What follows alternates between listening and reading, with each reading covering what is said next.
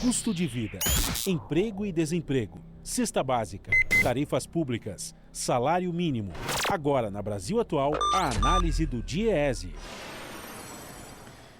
E nós vamos conversar com o diretor técnico do DIEESE, Fausto Augusto Júnior. Bom dia, Fausto. Bom dia, Glauco. Bom dia a todos. Fausto, na sexta-feira, o ministro da Economia, Paulo Guedes, deu uma entrevista coletiva ao lado do presidente Jair Bolsonaro para tentar contornar o clima de tensão que surgiu ali, principalmente após a demissão de 4 dos seus secretários. Ali ele disse preferir um ajuste fiscal menos intenso e um abraço social um pouco mais longo. Segundo ele, Fausto, preferimos tirar 8 em fiscal em vez de tirar 10 e atender aos mais frágeis. Eu primeiro chamo um pouquinho a atenção a elevada autoestima do Paulo Guedes, não achar que alguma área da sua gestão merece nota 10. Mas o fato é que até agora, hoje já é dia 25 de outubro, não se sabe ainda como vai ser executado o programa que vai substituir o Bolsa Família, o Auxílio Brasil. Quer dizer, Paulo Guedes tentou acalmar as incertezas do dito mercado, mas as incertezas da população mais vulnerável, infelizmente, continuam, Fausto. Glauco, nós estamos assistindo aí uma novela que já tem alguns meses, né? Que é essa questão de, afinal de contas, vai surgir o tal do Abono Brasil, vai continuar o auxílio emergencial, vai se ampliar o Bolsa Família, e da onde vêm os recursos para tudo isso, e de, ao mesmo tempo, como é que compatibiliza essa discussão toda com o PEC do teto, né? Chamado teto de gastos. De alguma forma, a gente está vendo aí, de um lado, os interesses de um governo que busca construir uma política para minimamente melhorar sua imagem perante a população, e aí vamos lembrar, né, tudo isso tem a ver com a eleição do ano que vem, e de outro, o mercado que desde 2016 vem impondo aí ao Estado brasileiro um limite que, de certo modo, vem amarrando qualquer tipo de ação social. Até agora isso não era um problema, Glauco, porque, afinal de contas, mercado e o atual governo andavam lado a lado, de alguma forma, nesse sentido, aí, na direção da retirada do direito do conjunto de trabalhadores, nas montagens e aí na efetivação das chamadas reformas, que cada vez mais vão colocando os direitos sociais aí nas prateleiras do mercado, e tudo andava relativamente bem. Agora, aparentemente, o governo se deu conta de que não dá para lidar aí com o Brasil, não dá para ganhar uma eleição ano que vem, né, com o Brasil com mais de 20 milhões de pessoas passando fome, metade da população com algum grau de insegurança alimentar, e aí precisa se movimentar. E aí a gente começa a assistir essas tensões. É um tanto quanto estranho, né, a gente olhar agora como é que o ministro começa a falar sobre segurança fiscal, sobre programa social e etc., quando na verdade a gente sabe, por exemplo, o chamado Auxílio Brasil nada mais é do que uma reorganização do Bolsa Família para pior. Do ponto de vista de valores, nós não estamos falando nada além de corrigir pela inflação o que é, de fato, o Bolsa Família. E eles falam muito no tal 17 milhões de pessoas atendidas, de famílias atendidas, que também não é nada mais do que a fila do próprio Bolsa Família que eles foram encolhendo ao longo desse período. Então, quando a gente vai olhando, a fala é bastante hipócrita, no mínimo, né, com relação ao que o governo vem fazendo do ponto de vista social e com relação ao quanto o mercado aí vem pressionando com relação à chamada questão fiscal. Agora, chama mais atenção ainda o debate sobre como vai encontrar esse espaço fiscal sem, de fato, mexer na questão do teto. E aí, com relação ao teto de gastos, o que a gente está vendo, de novo, são aí algumas magias, né, algumas formas de você tentar encontrar espaço fiscal sem mexer em algo que, na verdade, você está mexendo. É inegável que você vai gastar mais se você implementar o que se diz que vai se implementar. E, por outro lado, você tenta a famosa contabilidade criativa. Vamos lembrar que foi debate sobre essa tal de contabilidade criativa que levou ao impeachment e o golpe de 2016 contra o presidente Dilma. E agora a gente vai vendo mais uma vez a tal da contabilidade criativa aparecendo e ninguém, de fato, falando sobre a questão do impeachment por conta de responsabilidade fiscal ou algo parecido. De alguma forma, o que a gente está assistindo, de novo, é um governo que nunca teve um lado social, nunca olhou pelo lado social, sempre teve atrelado ao mercado, mas agora, por conta da eleição, por conta dos baixos índices de aprovação, tem que construir algum programa que diga, ou que pelo menos maquie essa questão aí para o próximo ano. E aí o mercado está reagindo como a gente está vendo, né? O dólar disparou, a bolsa caiu, e de alguma forma começa-se todas as pressões com relação à PEC do teto. Nosso problema não é ampliar o Bolsa Família ou buscar recursos para ampliar o Bolsa Família nesse momento. Nosso problema hoje real é voltar a crescer, o nosso problema é voltar a ter uma política de desenvolvimento econômico e social que esse governo não tem e que de alguma forma a gente vá construindo uma saída para esse teto de gasto. Congelou os gastos sociais no Brasil por 20 anos e vem transferindo receita, né, vem transferindo recursos dos mais pobres para os mais ricos, através aí dessa política, tanto de um lado de alta de juros, quanto essa política que está caminhando do ponto de vista das principais contas, aí, aumentando a inflação e aumentando o custo das famílias. Esse é o nosso desafio, Glauco. Agora, como esse governo vai lidar com tudo isso e como o mercado, né, agora que começaram a ter algum conflito, vai equacionar isso, eu acho que essa é a nossa pergunta aí para os próximos períodos.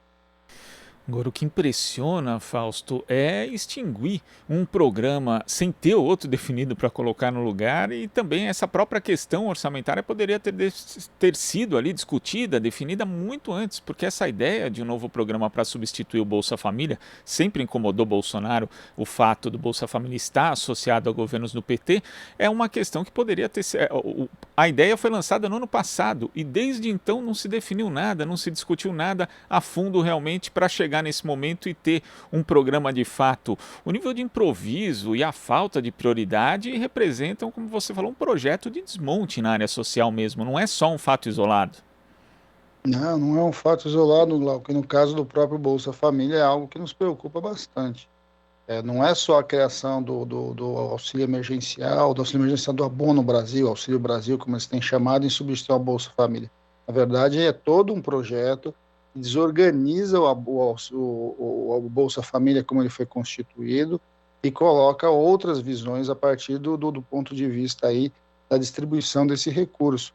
Lembrar que o Bolsa Família não é um projeto de um governo, de um partido. O Bolsa Família foi um projeto que, de fato, colocou a questão da fome como uma questão importante, uma questão a ser equacionada no Brasil.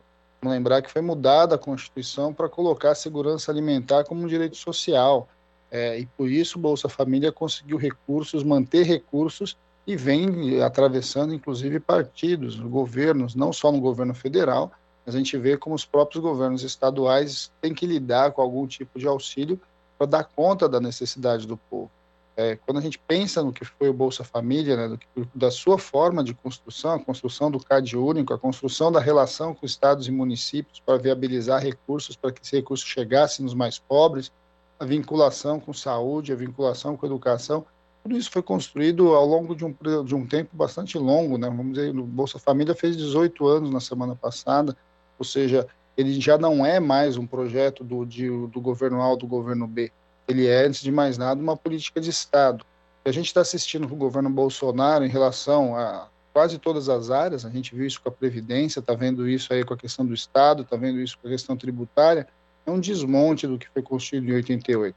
E essa discussão do abono, do abono aí Brasil, que eles estão chamando, é também uma forma de desconstruir o que foi o Bolsa Família, o que vem sendo o Bolsa Família, enquanto projeto de Estado.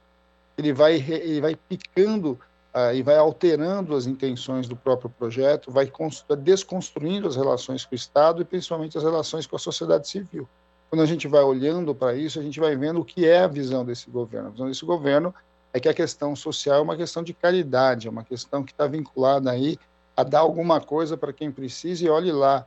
Não é uma concepção de direito. Eu acho que isso a gente precisa ter tranquilidade para discutir.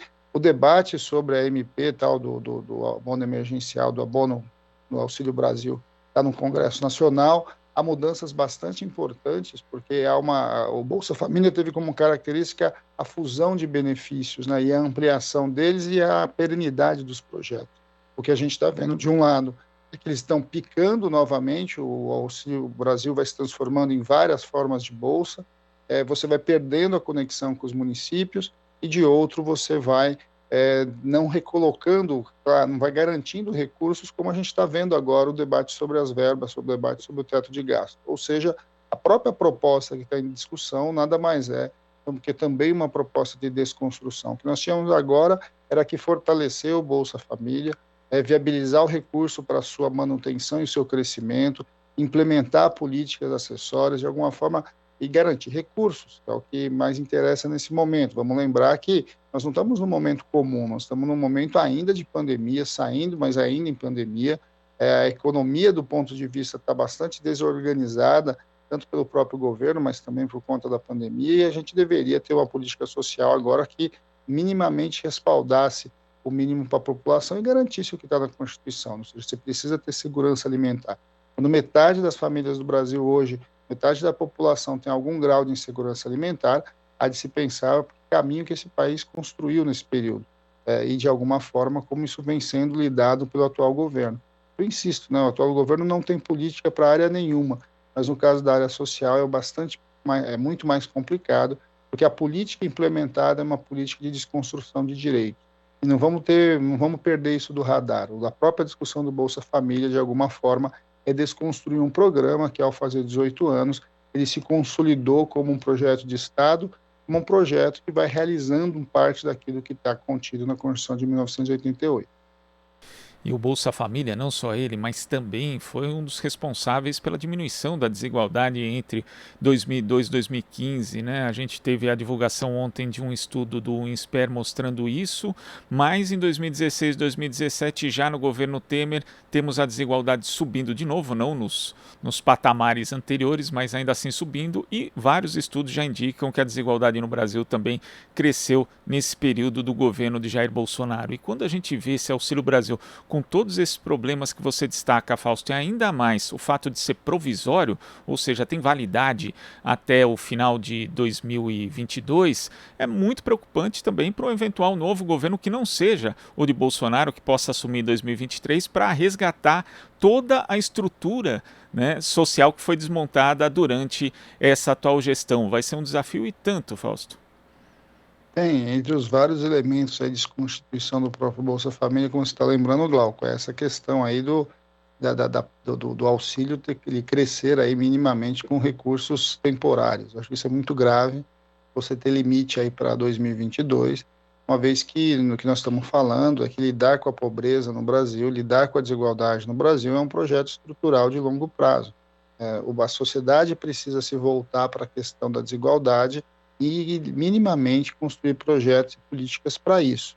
A gente teve um período de crescimento econômico com distribuição de renda, que é desse momento aí que vai de 2002 a 2015, foi um momento importante da gente compreender quais são os mecanismos para garantir distribuição de renda.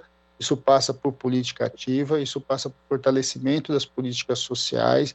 Nós estamos falando aí de saúde, educação, nós estamos falando de organização de todo o sistema de assistência social, e nós estamos falando de alguma forma de políticas vinculadas à renda, Glauco. Nós conseguimos fazer algum grau de distribuição de renda nesse período, entre outros motivos, porque a gente tinha uma política de valorização do salário mínimo.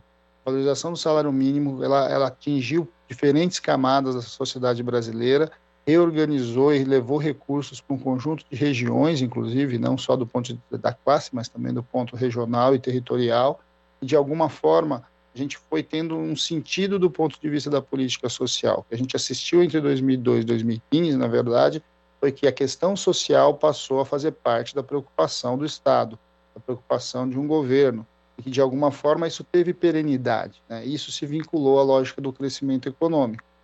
Agora, o que a gente já tem desde 2016 é, de novo, uma cisão. Não necessariamente crescer economicamente significa melhorar a vida das pessoas, crescer socialmente. Acho que esse é um grande debate que a sociedade precisa fazer. A questão da renda está no centro dessa discussão hoje. É fundamental que a gente garanta emprego, mas é fundamental que esses empregos tenham qualidade, tenham garantias de direito e que, de alguma forma, a gente faça um debate muito sério sobre a renda. Quando a gente fala sobre a renda, Glauco, nós estamos falando de novo, né, renda de salário, renda de transferência de Estado por meio de transferências diretas, como é o caso do Bolsa Família, fortalecimento das políticas sociais, como saúde, educação, e um sistema tributário mais justo.